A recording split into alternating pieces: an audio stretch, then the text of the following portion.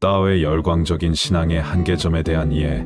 5점. 열정적인 신앙인 부흥운동가. 열정적인 신앙인 부흥운동가 이용도의 백정봉 체험 후에는 그의 생애는 급전환되었다. 1929년 구역 내 7교회의 부흥회를 통해 교회가 통회하고 갱신된 사건이 일어난 점을 기점으로 20여 회의 부흥회를 통해 놀라운 역사가 일어났고 1930년에는 평양교회를 비롯해서 방방곡곡을 순회하며 가는 곳곳마다 인산인해를 이루면서 통회와 회개의 역사가 일어났다. 1931년에는 평양중앙교회와 아현성결교회 외 20일 교회를 전국적으로 돌면서 부흥운동을 일으키는 소위 부흥운동의 절정기를 이루었다. 1932년에는 동대문교회를 선두로 20여 교회의 부흥회를 인도하였으나 그에 대한 난처한 사건으로 부흥회는 성공적이지 못했고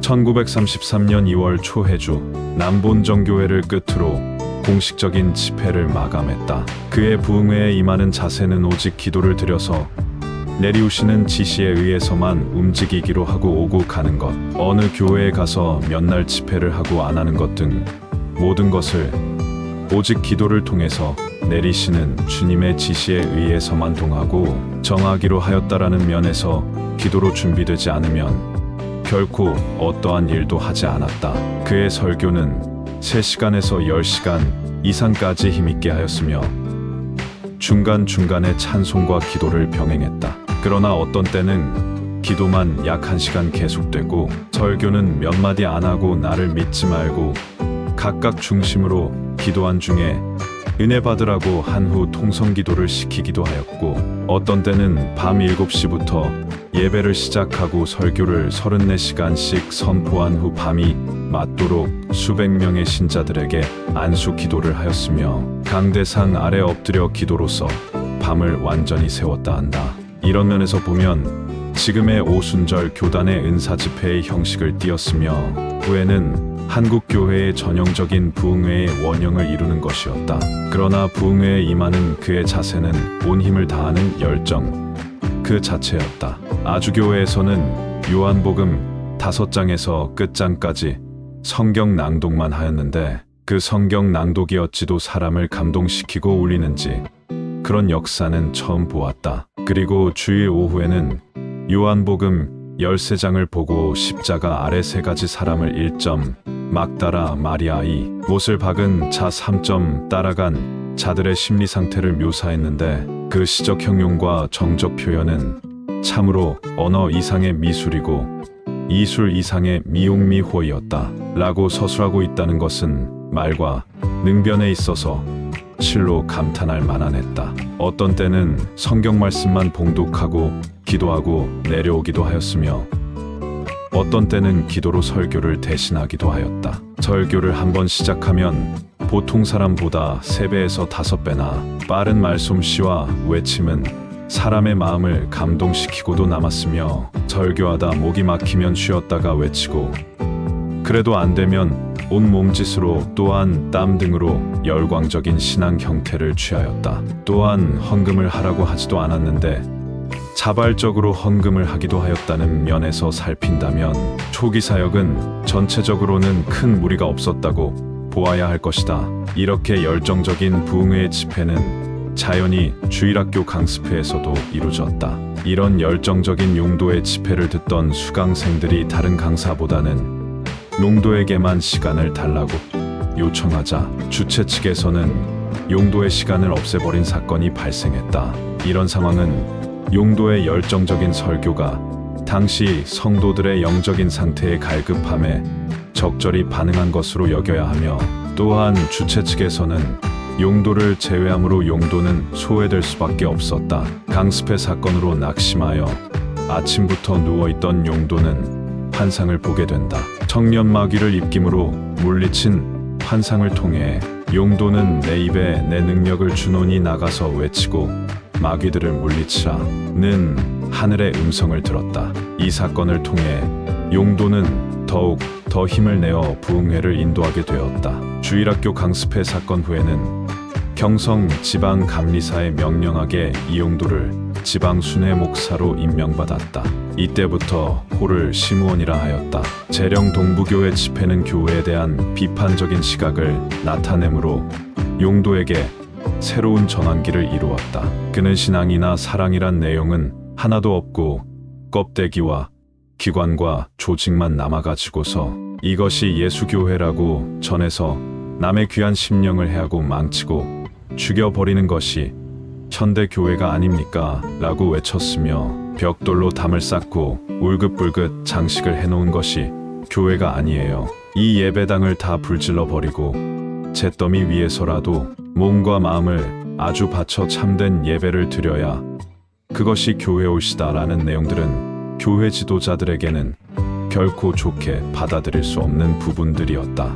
이런 교회에 대한 비판은 부패한 교회에 대한 마지막 몸부림이었다. 이렇게 교회에 대해 비판적인 자세를 취하자 이용도는 무교회주의자라는 소문이 떠돌기 시작하였다. 이 소문을 들은 길선주, 목사외 7-8명이 용도의 집회에 감찰하고 책잡기 위해 갔다가 모두 거꾸러져 통회하고 자복하는 결과가 나타났다는 사실은 용도의 교회에 대한 비판은 비판을 위한 비판이 아니라 교회에 대한 강한 애착심에 의한 것이었음을 반증하는 것이며 그의 신앙적인 성실성을 나타내는 것이었다. 그런데 용도에 대한 시비는 여기서 그치지 않았다.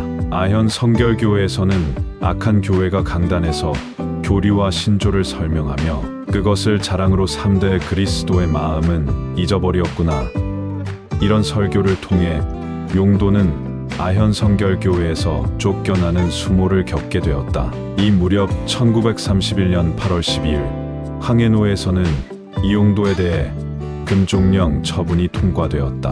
그 이유로는 1점 이용도는 재령교회를 회방한다. 2점 여신도들과 서신 거래를 자주 한다. 3점 불을 끄고 기도를 한다. 4점 교역자를 공격한다. 5점 성서조선이라는 잡지를 선전한다. 6점 그러니 그는 무교회주의자요 교회를 혼란케 하는 자이니 황해노에서는 청하지 말자는 것이었다. 이런 비판은 평양노에서도 일어나게 되었는데 그 내용을 살펴보면 1점 이용도는 거짓말장이다.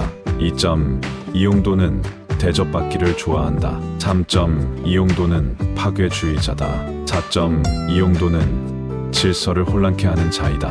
5점 이용도를 세우면 본교회 담당 목사가 투대접을 받아 살 길이 막연해진다. 그러므로 이용도를 평양노회에 들이지 말자고 하였다. 이런 상황들은 용도에게 있어서 치명적인 것이었다. 용도가 순회한 교회의 대부분은 장로교회였는데 무회에서의 금종령은 사실상 장로교와의 단절을 의미하는 것이며 순회 부흥목사로서의 발목을 잡는 것이었기 때문이다. 그런데 주목할 것은 그 내용에 있어서 매우 궁색하다는 의구심을 지울 수가 없다는 데 있다. 전이강 스페 사건과 같이 용도의 부흥운동을 통해 일어나는 변화에 대한 위기의식을 느꼈기 때문일 것으로 여겨지며 그 예로 평양노회에서의 5번째는 너무나 어처구니 없는 것이었다. 그럼에도 불구하고 용도의 교회에 대한 비판을 줄지 않았다. 거창 집회에는 너희에게 내리는 은혜는 부족할 것이로다. 아,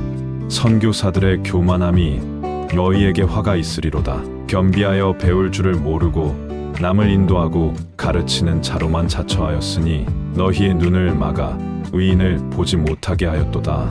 예수를 죽인 유대교회 대제사장과 장로와 영수들이 곧 너희들이었느니라. 이렇게 현실 교회를 암흑시대에 비유하면서 그에게 교회는 이제 기독교적인 면을 송두리째 상실한 폐허로 밖에는 보이지 않았다는 비판적인 설교를 함으로써 보수적인 목회자들에게는 좋은 인상을 줄 수 없었다. 더 나아가 그는 기도로서 다시 살아나라, 신앙은 가슴으로 받아라는 두 설교에서는 현 교회의 기도가 없음을 책망하면서 가슴에 피로 받아야 할 신앙을 두뇌로 따지어 받으려고 철없이 덤비는 오늘의 신자들과 교역자들을 향하여 더욱 책망하고 꾸짖었다는 것이다. 이런 상황들을 종합해보면 1933년 1월 28일 용도의 마지막 집회인 해주 집회 때의 사건이다. 전도실 문을 잠그고 7, 8명의 청년이 용도를 놓고 희롱과 욕설을 퍼부으며